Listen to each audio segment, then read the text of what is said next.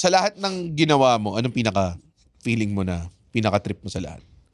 Actually, pantay-pantay sila. Ang Talaga? pinaka-bumenta lang yung bagay yun na mapapansin mo eh. Okay. Ang mga bumenta dyan, Suplado Yes. Tips, Yeah. Men Are From QC, yung Office Petics, yan. yeah. Parang, so kunwari kung gumawa sila ng Suplado Tips na movie, same treatment mo siya as Oo talaga. naman. Okay. Kasi okay lang yan. Basta gagawin ko lang, nasa kontrata, dapat yung pangalan ko nandyan ha.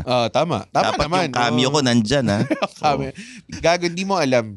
Ngayon na-pick up yung isa. Kung naging success to, pick up yung pangalawa. Mamaya magkakaroon tayo ng Sanlitchi Cinematic Universe. Oo nga eh. Tapos siya, lalabas siya sa lahat. Para si Stan. Parang si Stanley talaga. Kasi, Di ba? yung love team na bibida sa Men Are From QC, Women Are From Alabang is yung Marvin. What do you mean? Marco Gallo and Heaven Heaven Peralejo. pareho. So Marvin Cinematic Universe, tapos ako si Stanley Chi. Stanley Chi. Na nando dun sa movie.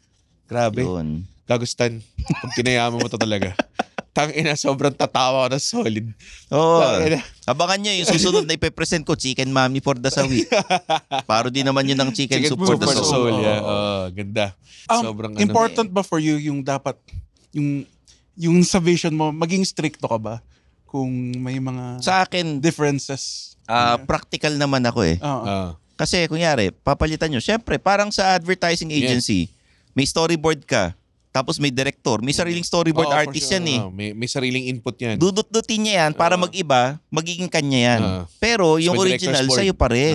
May director's board. Parang ganun yan sa libro tas ginawang pelikula. Okay lang, sige, baguhin ninyo. Walang problema Pero sa... hindi ka strict with it. Like parang hindi mo feeling na parang, baby ko tong mga to. Hindi, kasi for example, nanood ka ng series sa Netflix. Yung galing sa comics o galing sa libro. Iniiba rin naman nila eh. Diba? Si Superman nga, di pumapatay. Biglang pumatay dun sa kay Zack Snyder, diba? Kahit si Batman eh. Si Batman, yung diba? pinakaunang Nolan na Batman, pinabayaan niya na mamatay si Ra's al Ghul. Diba? Patayin yun eh. Dati naman si Batman, sumasayaw-sayaw yan. Adam West eh, diba?